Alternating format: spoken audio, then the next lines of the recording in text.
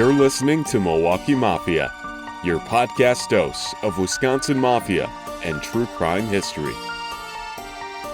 Hey everybody, welcome back to the Milwaukee Mafia podcast. I'm Eric. I'm Gavin. And we're back with another episode. Yes. How's it going today, Gavin? Well, I'm coming off of a sinus infection, so I might sound a little funny on this recording, but otherwise I feel great. And it looks like you got a newspaper article in front of you, huh? I do. So is that for the Milwaukee Mafia podcast? It or is is. this for our next episode? Nope, this is what I've got today. So what are we talking about? All right, so for those who were listening last time, we ended with saying we didn't know what the next one was going to be. Coming up is Dominic Frinzi running for governor. That, I think, is going to be 2 episodes out yet. I think the next episode is going to be about a hidden microphone planted on Downer Avenue in Milwaukee. So I've been kind of working on what's coming up. I think I know what we've got. But bumping those... Is this something in current news, I'm guessing, we're covering today? This is fresh. This is fresh, all right. This is fresh. Is this more Jimmy Hoffa stuff? No. No? Okay. Okay, so I don't know if it was talked about on here. It's definitely been talked about on the Patreon. Journal Sentinel reporter Mary Spicuzza had been working for over a year on investigating her cousin's bombing in 1978. Correct. Probably 2 years. And I believe we have talked about a little bit about this on this podcast. Okay. Well, finally, after all this time, it went online last week as we're recording this. It might be like a month ago when they hear this, but like last week when we recorded, and 2 days ago the print version came out, and it's this nice thing that nobody can see that I'm holding here, but you can hear it ruffle. It's a full insert. It's 7 full pages. Wow, it's huge. This reporter obviously has some street cred, huh? If she can get that kind of placement in the newspaper. It's a massive insert, and there's it's not even ads in the insert, and on the cover of the front page it says feature story, see inside. So everybody who gets the paper, you cannot possibly miss this. Mm-hmm. So anyway, I kind of wanted to talk about what's in here a little bit. Because it's 1978, we're not going to get to that on the timeline for a while. So if you're not familiar with the story, the super brief, mega brief version of it is there's a man named August Palmisano, goes by Augie, and he's part-time. He works at his family's produce stand. Part-time, he runs a bar. He's also a gambler / bookie, which is the part that gets him in trouble. Mm-hmm. Like it does. It always does. Like it does. And there's always been debate about what specifically was the thing that he did wrong. But regardless of what it is that he did wrong, a bomb was placed in his car. He went out to start his car at 9 o'clock in the morning, turned it on, and it was what they called an overkill bomb. Okay. Because it didn't just blow up his car, it also damaged 20-some other cars in the vicinity. And he was in an underground parking garage of his apartment complex, so it shook the apartment complex, knocked it off the foundation a little bit. It was very serious. And as I had told Mary, I consider this the absolute worst murder in Milwaukee Mafia history.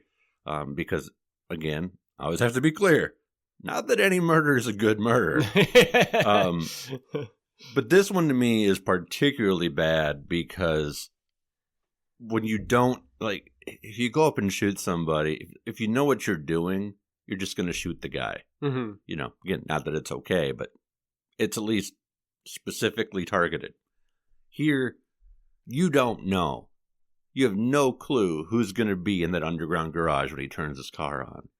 And that to me is highly disturbing. And not to mention that, like you said, this bomb was way more excessive than what they needed to use to accomplish their goal. Because I would say if this is knocking the building off of its foundation, just a little bit. The building still stands, but it did mess with it. Yeah, and that's way overkill. Like, that's way more than you need to be doing. Yeah. And luckily, I don't know how, but luckily no one else got hurt. Nobody else was in the garage at the time. But that, I mean, you can imagine, whatever you want to imagine, what kind of a person bothers you the most being in that garage. And they could have been. Mm-hmm. So that is just the absolute worst to me. So anyway, so she got this 7-page insert, and she it's sort of told in a first-person storytelling way of saying how she grew up, and she is younger. She refers to him as her cousin. It's actually her dad's cousin. Mm-hmm. So when he died, she was only 4 years old. Mm-hmm. But she grew up always kind of hearing, don't do this, don't do that, because this is what happened to your cousin. So it had always been in the back of her mind. And now that she's been an investigative reporter for however long, she decided to actually use that as a topic. And I'm so glad she did, because she did really good work. She was able to get not just things that I've seen, like obviously the newspaper records, which all she has to do is go to the basement of the newspaper place to pull out of the morgue. In the FBI files, she also was able to get the police file released. She contacted, and this is 45 years ago, but she was still able to find FBI agents, prosecutors, etc., that are still around. That remember this? And particularly one prosecutor, a man named John Frankie, and she got a hold of him, and he had banker boxes of court records, transcripts, everything else, like in his house. And apparently he had moved 3 times in 45 years, but he kept bringing the boxes with him. So, like, he hadn't opened those boxes. It's just one of those things, like, when you move, you're like, I guess I got to move these boxes again. So, it's pretty great that he still had them, because he could have pulped those a long time ago. But that was, I thought, a huge find. The good thing about the fact that Americans never throw anything away, man. Yeah. So I kind of wanted to, like I said, we can go into more detail in that when we get to it on the timeline, but I kind of want to throw out some things that I thought were really great about this reporting. And even though the print edition was only available that one day, you can find it online. I mean, if you search for Augie Palmisano or Mary Spacuzza or anything like that, you should find it.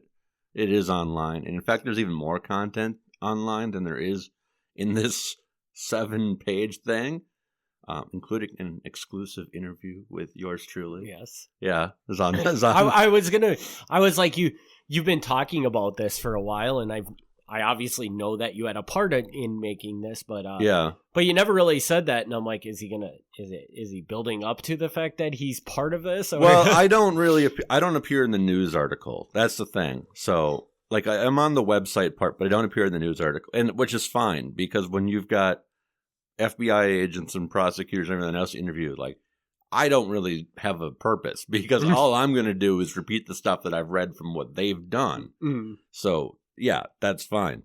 But yes, I was somewhat involved. Okay. One thing I like from the police record, she knows the last people that he spoke to before the bomb. A lady that he talked to that very same morning while she was doing her laundry. A man that he talked to while he was having breakfast, because apparently after he shuts his bar down at night, because he has to go to the produce stand early in the morning, his sleep schedule was really weird. Mm-hmm. And so he would immediately go to like an all-night breakfast place and eat his breakfast after bar close and just kind of wait until 4 in the morning to get the produce in. So that they were able to, talk to that guy. So, like, because I haven't seen the police record. So this is new to me. And I was like, okay, so now they've got him on record. They've got one of his close friends, a man named Sam Denton, who I've never heard that name before. And that to me was a big deal. Having a brand new name. Was a really close friend of his. And apparently they got a lot of secondhand information out of him about how leading up to the bombing, how he would kind of talk about how things weren't going well. Not too long prior to this bombing, there was an attempted bombing of his best friend, man named Vince Maniaci. And that bomb didn't go off. Vince fled to Hawaii. He came back from Hawaii and was supposed to be picked up at the airport by Augie. But apparently Augie went to the airport, couldn't find Vince, and then later found out that somebody threatened Vince at the airport. So Vince got right back on the plane and went to Hawaii again. So he knew that there were people who didn't like him and his friend very much. Like this wasn't a complete surprise to him. Yeah, so there's she's talking about like growing up, like she'd hear, don't end up like Augie, don't mix with the wrong crowd, but nobody would ever actually tell her what happened.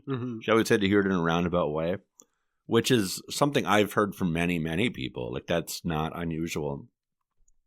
I get all the time, I get emails from people being like, my parents never told me about my grandparents and blah, blah. So that's a pretty common theme. So to hear that it happened to her too, I'm not surprised. There's background on him as a person, like where he went to school and such. That's pretty good. There's a good section on here on how he was friends with, there was rumors of romance, but apparently just friends with a dancer named the Satin Doll, who used to be a dancer for Duke Ellington back in the jazz days. And I had kind of known a little about that. That wasn't completely new to me, but apparently she was very talkative with the police. So a good chunk of the police record is Satin Doll just spouting off and being very direct that she has no doubt in her mind who put the bomb in the car. And they still, this is an unsolved case. They don't know who did it, to this day. There's a general agreement of who ordered the bombing and who planted the bomb, but there's not enough evidence to actually prove it. And everybody's dead now anyway. But so hopefully what comes out of this is that people will offer more information to Mary that was not available at the time because maybe people were afraid to talk to police, or maybe police didn't talk to the right person, whatever the case may be. So I'm pretty excited to see what could come out of this. Yeah, they talked to a former employee of Augie's and, talked about what would go on at the bar. And it seems like, generally speaking, Augie was a really well-liked guy. But it's kind of funny, the former employee who didn't want his name on record, he's got the quote that says, "I got a Harvard education working at Pammy's, the tavern. I really got a Harvard education in the hustle game." I thought, I like that. And I don't think that he necessarily means hustling like in a bad way. I think he just means like, constantly doing things. But it's a great quote. Mary spoke with Joe Pistone, the undercover agent who was in Milwaukee. I don't feel that he really added a lot that hasn't already been known. He did write his own book, so didn't really add a lot from that. But it was pretty neat that she was able to get him on the record. Oddly, she wasn't able to get Augie's kids. They declined to talk with her. And which is strange because she would have a relationship with his kids in theory, right? Yeah. Now, and I don't know if she knew them ahead of time or not. I'm not really sure. But it is odd that they didn't want to go on record because this is, presumably in their benefit to get these answers. I don't blame them. I mean, I imagine this is obviously a very traumatic event, and if that's something that they're not comfortable talking about, they're not comfortable talking about. So, I'm not blaming them, but it is definitely unfortunate that they couldn't add to this, because there probably aren't many people that would know him better. Are his kids would have been with the Duke Ellington singer, or No. Okay. No. He had a wife and a family. Okay. Yeah. This is the part I'm not sure about, because the Duke Ellington person happens to be black, and I know from FBI records that there were always rumors among mob guys and just the Italian community in general that didn't like Augie because Augie had a black girlfriend. But I can't tell you 100% that the black girlfriend they're referring to is the Satin doll. Okay. Because in the record that I see, her name's blanked out. Mm-hmm. So I don't know if that's the same reference, or if he's hanging out with Satin doll and through her, or maybe not even through her, but meets some other girl. Okay. I don't know. Okay. And maybe people were mistaken. Maybe they just thought, them hanging out and having a good time, that they were dating and they weren't. Mm-hmm. I don't know. It's a lot of speculation when you're dealing with people just passing rumors on to law enforcement, because law enforcement just writes down what people tell them. It's not always necessarily accurate. Right. I don't know. I mean, that's probably about the bulk of it. But I just I love that this came out in this really grand way. And it should reach a whole new audience because of it, because this story hasn't been news in over 40 years. Mm-hmm. So there should be a whole bunch of people that have still never heard this story, and that'd be a big deal. Get it back into the conversation for people that did know it. But yeah, see where things go, because as great as this article is, as massive as this article is, I know what she's collected, and this is probably not 1% of what she's collected. So mm-hmm. I'm really looking forward to seeing what happens if this becomes periodic newspaper updates, or there was talk for a while of turning it into a podcast. I'd love to see that. I don't know exactly what's going to come out of this, but I don't think this is the end. I don't think this is a one-off situation here. Mm-hmm. So be curious to see what comes out of this reporting and how people respond to it. And so you're familiar enough with this story. Yeah. I mean, is this story something that could live on as a podcast? I mean, I guess what would be the approach of the podcast? Because do you feel like there's just so much information out there that once this article comes, it's just going to start flowing in, and they can just keep going on the new information they find? Or no, I don't think it could be an ongoing podcast. But if it was set up as a 6 or 8 part miniseries podcast, I get you. Okay, yeah. Okay, interesting. Yeah, because she's got enough people recorded. I don't know how many of the people she interviewed she recorded, but I know that a good number of them were. But she's already got some material there, plus all the paper material she has. So there's no reason this couldn't be done in multiple parts. Just the bombing itself, I think, could fit into one episode. But describing the whole background of the situation, mm-hmm. I think would take a few. Mm-hmm. And anybody who's listened to a true crime podcast, the miniseries kind of podcast, mm-hmm. I mean, you can make 5-10 episodes out of a very small thing. Yeah. Just by talking to people and getting some great stories out of it. Mm-hmm. So, this is definitely something like that. This, to me, I mean, is a huge deal, and you can get some really good stories out of it. So, so we'll see. I don't know what's going to happen. It's not my project. You alluded to in previous podcasts that there's a period in time where the Milwaukee Mafia goes big into car bombings. It's a big thing, right? There's several. They're doing it. There's a handful of car bombings for a while, yeah. Yeah. Yeah. So is this kind of the car bombing that kicks it off, or is this just the most notable one because of the nature of it and the excess of which they almost could have taken down a building with it? Well, so there's the attempted one prior to this. I'm not sure when the one in Las Vegas that's linked to Milwaukee happened, if that was before or after this. I feel like it's after, but I'm not sure. But this one was huge. Like, so I'll read this. This is the quote from prosecutor John Frankie. It's right on the top of the article. Mm-hmm. That was a pretty dramatic moment in terms of creating the sense in the community that maybe there is organized crime here. And maybe it's something that we should actually worry about. Because it's not just, gangsters gunning down gangsters. It's people doing things that could kill innocent people easily. I like that when she quotes them, she leaves in the you-knows and stuff. But yeah, that's the thing. I mean, as we've talked about on this podcast many times, like, Frank Balistrieri had made newspaper headlines for a long, long time. So it's not like people didn't know. Mm-hmm.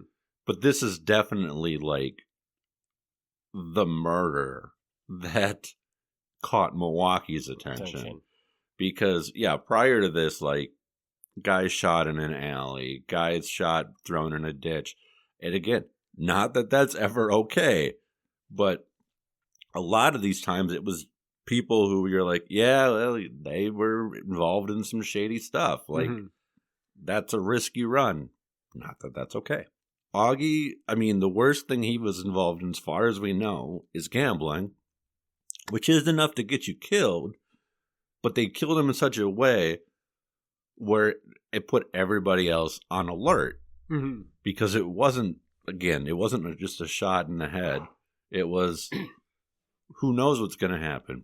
Yeah, and the potential of innocent bystanders getting killed in this situation is very high. Because of the nature of the bomb, right? Like, yeah, it's hard to control what a bomb does. Yeah, there was another. I don't even want to go down this route because it's so completely unrelated. But there was another incident where a bomb was left sitting on top of a car. Not a car bomb, but the car had a bomb sitting on top in a box. And the person who was supposed to pick up the box didn't get there when they thought that they would. And instead, a 14-year-old paperboy saw it and was curious. Oh no! And yeah, and the boy got blown up.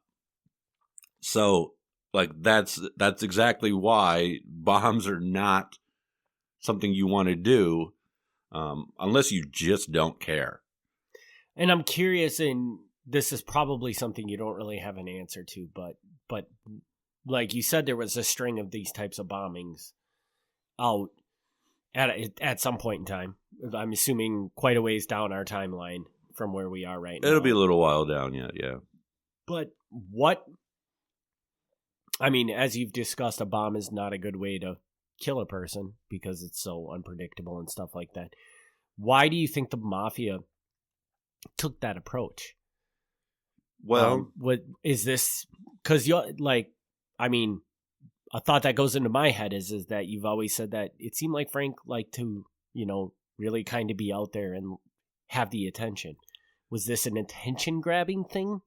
Yeah, I mean, that's what the people quoted in the story say, and I absolutely agree with them, with their reasoning. It's sending a message. It's sending a message because if a guy gets shot and killed, he might make the front page, but in a major city, sometimes not even a murder makes the front page. And if it does make the front page, it's probably for a day. Unless it's for some reason, some very high-profile thing, like he was blown up by a bomb. Yeah, but when someone gets blown up by a bomb, people pay attention to that. People see it, and yeah, so Augie's blown up. Vince was almost blown up. The guy in Vegas was blown up. there was a reporter in Vegas who was originally from Milwaukee, who his car got blown up. He ended up surviving, but his car got blown up. So this was a running thing for a while, and it wasn't strictly a Milwaukee thing. It happened in Cleveland too, but there was a time period, particularly in the 70s, where apparently car bombs were just the thing, and it got headlines, it got attention, and if you wanted people to know that you shouldn't mess with the mob, car bomb's a pretty effective way of telling them that, because you don't. I mean, if the car bomb works, it's probably a better way to go than some ways you could go. Mm-hmm. But if the car bomb doesn't work, that is not a situation you want to be in. Right. I mean, if you come out of that with missing legs and third-degree burns for the rest of your life, that's worse than death. So you do not want to be the target of a car bomb. And obviously, again, we're going to pound this point home. It's not great because of all what could happen to go wrong, on top of the fact that it's not okay to kill people. Yeah. And it's funny because you made the comment that it seemed like car bombs were a thing at one point in time. That was just the thing you did. It's just like so weird that we had a point in society where it was like, well, if you wanted to kill somebody, the in way to do it right now was the car bomb. Yeah, you know? No, but it's true, because if you look prior to that time, like, it's very, very rare, and since that time, very, very rare. And I couldn't give you an answer at this moment of why that was. But it would be fascinating to look in, like, what car bombing triggered the boom in car bombing. Yeah. You know, like, yeah. Because I'm sure that there was some very That's a great pun there. Well done. Well done. I'm sure there was some high-profile car bombing that got tons of press that just created copycats. That all could over be. the place. That could be. And this is pure speculation. I do not know this, and I definitely don't know anything about cars. But I'm also wondering if maybe there was something in the 70s where the design of a car made car bombs just like a better option than they were before or since. Yeah, because maybe they changed something. Because generally, I think with a car bomb, they do it off the ignition. Like the ignition ignites the bomb. And maybe they made a change to the ignitions that was possible to do before. Or they made adjustments to the bomb so they could use an ignition of a car to ignite a bomb. Yeah, I don't know.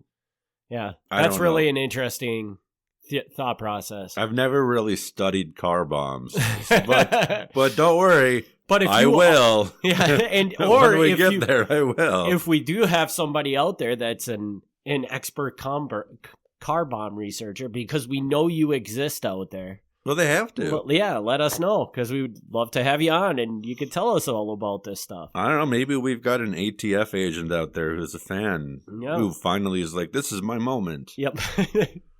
Yeah. Milwaukee Mafia podcast will change my life. And hey, baby. I think the ATF is a fascinating... We always, at least I shouldn't say I always talk about FBI. Don't give a lot of credit to the ATF. I mean, sometimes they do some pretty crazy stuff too, because there's, the explosives part of what they do.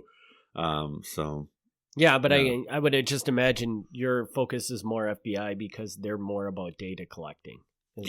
Probably. Yeah, it's definitely biased in favor of where the data is why I run across them more. All right, well, that is the story of, and just for one more follow-up, just tell everybody, where can they find this? It looks like Journal Sentinel. Yeah, this is the Milwaukee Journal Sentinel. Again, if you go to your Google box or your Bing or whatever it is you use, and you type in Mary Spicuzza, which is Spicuzza, or Augie Palmisano, which is Palmisano, or, I mean, anything really. Even probably Frank Balistrieri, and you search recent news, it'll probably come up. It shouldn't be hard to find by any means. So, and I just thought of one more question that I want to ask you about this article. Yes. So, and actually, I forgot to mention something as well, but go ahead. Well, my question is this probably the most notable journalistic thing you've been a part of doing? Would you say because Mary Spicuzzi, or I'm not even going to try and say her name, but she's a pretty big deal for the Journal Sentinel, right? I think she is. She was nominated for the Pulitzer Prize for some of her reporting. So I think she's a pretty big deal. Yes. So is this? Would you consider this to be like the most high profile project that you've been a part of that you've done so far? In general, or with newspapers? In general. Possibly. Okay. Possibly, yeah. So, it's just... I'd really have to think about that, but it's certainly possible, yes. The reason I ask that is because it seems like you were kind of impressed with the amount of information that she was able to obtain. I was. And I'm just curious. I am, yeah. Because you're kind of a lone gunman in the research world. Yeah. Did this kind of open up your eyes to okay, if I had somebody like the Journal Sentinel behind me, how much more data I could get my hands on to do what I do? Or I don't know if I thought about it like that, but that's absolutely true because I have done that. Like one time I got a hold of Tom Schneider, who was a prosecutor in the 80s, and he was very kind. I mean, he gave me a phone interview. I mean, it was 20 minutes, half hour. He was very kind about it. And his memory was super sharp. But generally speaking, I don't reach out because I'm like, well, who am I? You know? But yeah, I think there's definitely something to that where if you say, I'm Mary Spicuzzi of Milwaukee Journal Sentinel, even if they don't know who Mary is, they're like, oh, yeah, the Milwaukee Journal Sentinel, the biggest paper in the state. Yeah, so that's just interesting. And I'm just curious, did you learn anything? Do you think you took anything away? Like she had said, for researching? Yeah, yes. Like she contacted somebody and you're like, man, I would have never even thought about reaching out to a person like that. Not necessarily in that sense, but now I know that John Frankie's got all these banker boxes, so that I'd love to see those. I've never met him, but I'd love to. But the big takeaway I had was I had been under the impression, and I don't know why, maybe this was something that I told myself and wasn't something I was actually told, but I was under the impression that the Milwaukee Police Department didn't release unsolved murder files until they were 50 years old. That was my impression. And I didn't request them until they were 50 years old. And I've done speaking engagements where I've told people that the records didn't go public till they're 50 years old. And now apparently I must have been not accurate. I was telling them, I don't want to say lie because I wasn't doing it willingly. But have you... But I was like, oh, in 2022, I'll finally be able to get the Louis Fazio file because it would be 50 years old. Well, Mary goes in and she's like, all right, I want this file, this file, and this file. And they're like, no problem. And it's like this one in particular, I mean, under my math, wouldn't have been public until 2028. So apparently my math is wrong. So I haven't gone out and requested them myself, but that's something that I now know I can do when I'm ready to reach that point of the timeline. I'm curious to see though, is that the 50-year rule pertain to Gavin? But it doesn't. I don't know if she had special influence because of who she is, but I don't think so. You don't think so? I don't think so because she's got no obligation to keep that private. So I don't think that she might have been able to bend it because they know who the Journal Sentinel people are because they're making requests all the time. So she might have had a little more pull there, but I mean, I don't know. There's still got to be some rules in place because once she's got it, she could post the whole thing online if she wanted to, and there's nothing they could do about it. So right. And I just kind of feel like in this scenario, it's one of these things where it could be that they look and they say Gavin Schmitt is requesting this record, and they're like, "Who the hell's Gavin Schmitt? Why do we care?" No, tell them that the record has to be 50 years old before he can request. Yeah. Whereas Whereas then Mary comes in and says, I'm with the Journal Sentinel. I need this record with this record. They're like, oh, yeah, totally. Are you writing an article about it? Or, but just being that they don't know why Gavin Schmitt is using this stuff. So they just have different rules for it's possible different people. I really don't recall where I picked it up from, but I had convinced myself that was what the rule was. So. Yeah, and that's really funny if you just kind of created that rule in your head, like you requested. I feel like somebody must have told me that, but maybe not. But I was holding firm to it, and I specifically was waiting to request a file. So I was like, all right. I'm like, well, I guess I'll get to this in another 2 years. Like, I would have just gotten it. Sounds to me like you have a lot of records to request coming up here. I do. I was kind of hoping I could get free copies from somebody who already has them. But yes, but otherwise, yeah, I now know that I can most likely request them and get them. So. Cool. All right. Well, do you got anything else with this episode?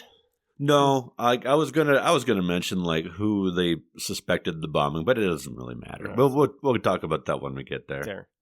Very cool. All right. Well, that's exciting current news that you can find on the Milwaukee Journal Sentinel again. So check that out, and we will be back next week, back on our normal timeline. And then I should say next week with the Patreon, and then 2 weeks we'll be back on the normal timeline with a regular Mafia episode. Thanks everybody for tuning in. We'll see you on the next episode. Thanks for tuning in to the Milwaukee Mafia podcast. Join us next time for another look back at Wisconsin Mafia and true crime history.